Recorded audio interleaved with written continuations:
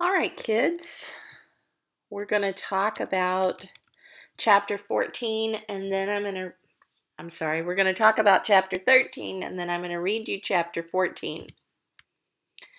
All right, so I read you chapter 13. So you either listened to that yesterday or this morning. And I just want to talk through that real quickly. The setting has changed. Remember, with historical fiction, that setting is very important.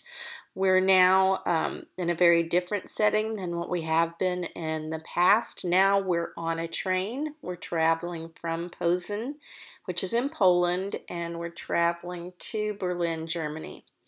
The characters are Ruth, Branya, Jan, and Edek. And yes, there are other people that talk in the chapter, but these are the main characters.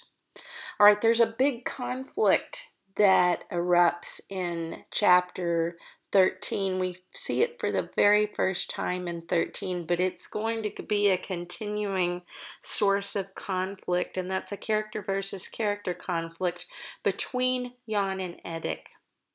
Okay, and if we were in class together, we would have some great discussions about this particular conflict. Edek starts to tell his story, and Jan says, "Hey, that didn't happen." He thinks he goes so far as to say that he thinks that Edek is making it up, and that conflict really is going to continue throughout the course of the story. We'll talk about it several more times. But as you listen to the rest of the chapters, I want you to be listening for that conflict between these two characters, Jan and Edek. All right, for the text connection, this is one that we would have such a great discussion about if we were in the class together, face to face.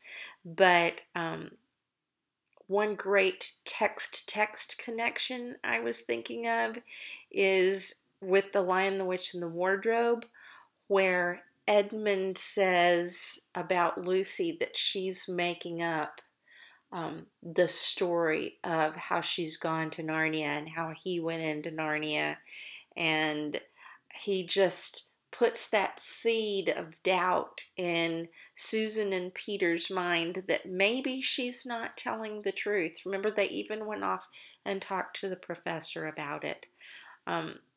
So I think we have the very same thing happening with Jan and Edek, where Ruth even asks him, did that really happen?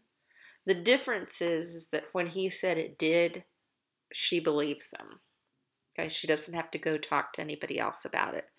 And a summary of this chapter could be something as simple as saying the kids are on a train, and it's a train filled with refugees, and they're headed to Berlin. And while they're on the course of their journey, Edek tells the story of another train trip that he took, only this time he was riding underneath the train. Now, the title of this chapter is Frozen Journey. And of course, we can look at that and we can say, well, the frozen journey that was taken was Edek's that he took underneath the train.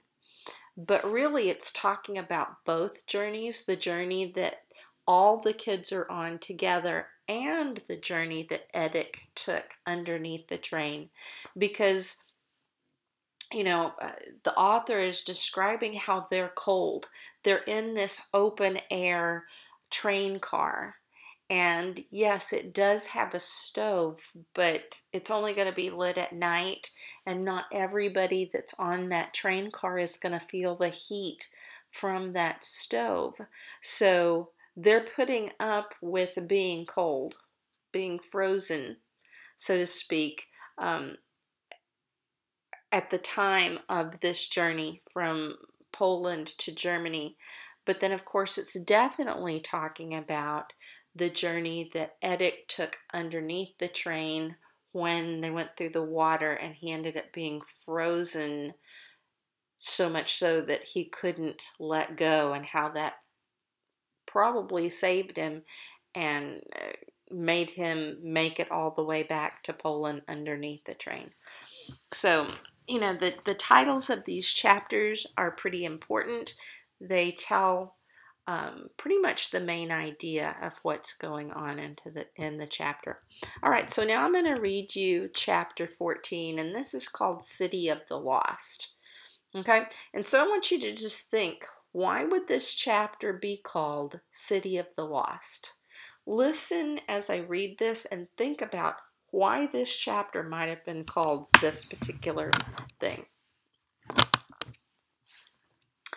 It was the end of May when the train reached Berlin. After 9 days of stopping and starting, of lying up in sidings, of crawling along the battered track. The station was in shambles, but everyone was glad to escape from their cramped quarters. They swarmed out of the trucks and over the lines, and some of them disappearing at once into the dusty ruins of Berlin. Most of them hung about or sat down on their luggage, hundreds of tired and disconsolate men, women, and children, in the hope that they would be given food or told where to go. A few UNRWA workers appeared, shouting orders in broken German, trying to make them stand in a queue. Carts piled with bread pushed their way through the mob, and there was some ladling of milk out of vats for the mothers and babies. But this was the second refugee train that had come in that day, and there was not enough food to go round. Hungry and unfed, the family were directed to a transit camp not far away. They left the station shouting and laughing, for their spirits were high. Only a few weeks ago they were in Warsaw. 10 days ago Eddick had not been found, and now they were all together and had covered a third of the way to Switzerland. They did not seem to notice that everything around them had been destroyed, that buildings which had stood for generations had been wiped out. Perhaps it was because they were too used to it. Warsaw looked no different. Perhaps it was because the sun was shining, the birds were singing, and Switzerland was just around the corner. "Nobody's going hungry," said Jan, and from the mischievous grin on his face, Ruth knew that he was about to show them he had not lost his gift for sleight of hand. Out of his shirt popped a long cigar-shaped loaf of bread. They all sprang to catch it, but Jan held it high above his head and ran across the road. There was a blaring of horn, a screeching of brakes, and a jeep grazed his pants. A voice shouted some insult at him in a language he did not understand. Turning, Jan looked up into the mustache of a British officer. He made a long nose at it and in a leisurely manner finished his crossing of the street. The officer pretended not to notice and waved his driver on. Each party promptly dismissed the matter from his mind, but they were to meet again soon, and in the oddest of circumstances.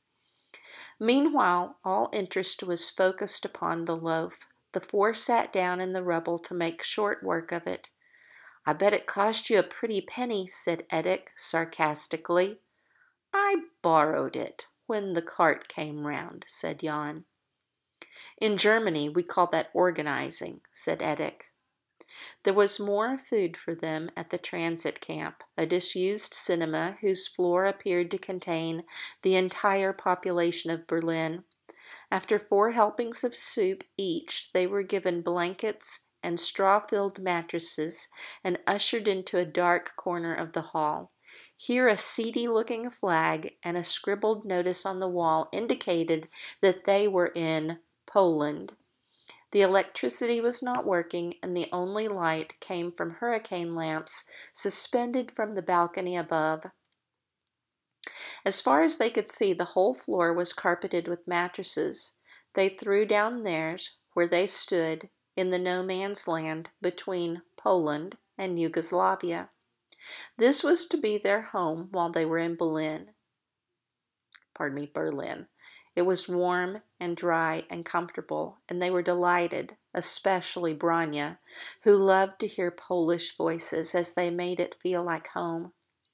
Next to her she found a child of her own age whose mother was as good as Ruth at telling stories and knew many folk tales that Branya had never heard. In spite of the crowded conditions, all was quiet and orderly in the hall, except at meal times when they went up to the balcony. People were content to lie about on the mattresses, smoking, reading, talking, playing cards. The night was so quiet that Edic felt ashamed of his coughing and tried to smother it in his blanket for fear of waking the sleepers. Then in the early morning, when the first wakers were stirring, came an unexpected moment of panic. Someone shrieked near the entrance. People sat up, heaved off their blankets, stood up, craned their necks to see what was happening. There was a general movement toward the entrance, stifled almost at once by another in the opposite direction. A wave of bodies rolled inward, and for a moment or two it looked as if there was going to be a stampede. Then, as abruptly as it had begun, the noise died down and all was quiet again. "What was it all about?" said Branya. "Here's somebody who can tell us," said Ruth, as an excited new arrival, jumping from mattress to mattress, landed 3 jumps away. "A chimpanzee escaped from the zoo," the new arrival announced breathlessly. Jan was instantly alert. "There's nothing to be afraid of," he said. "I wish he'd come over here." "Thank the Lord that brute's taken itself off," said the man. "Oh," said Jan, "if he had been told that Switzerland had been flattened in an earthquake, he could have not been more disappointed. Those Greeks threw their boots at it and a couple of hurricane lamps as well. They've got some sense." "Stupid," said Jan. "The chimpanzee will copy them and someone will get hurt." He was ready to continue the argument, but the Pole on the mattress opposite was reading out, or rather translating, from a German news sheet an article that demanded all his attention. "Chimpanzee escapes from zoo," he translated.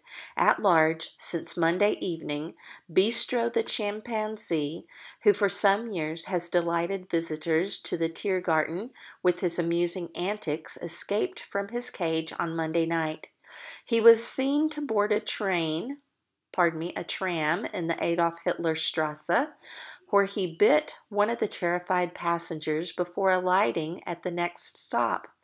Police gave chase, but the animal climbed a derelict building and from a dangerous perch high above the street proceeded to throw bricks at anyone who approached. He was still there when darkness fell. A watch was kept on the building all night, but the animal must have given them the slip, for he was not there in the morning. There have been several reports of him since, many of them contradictory." The reader looked up from the news sheet and saw with some surprise that all Poland was standing on his mattress. Flattered, he continued, "Bistro was one of the few animals to escape unhurt from the bombing of the Tiergarten, a highly intelligent and usually docile animal with a passion for cigarettes. He appears to have been much shaken by the months of Pardon me. Oh, sorry.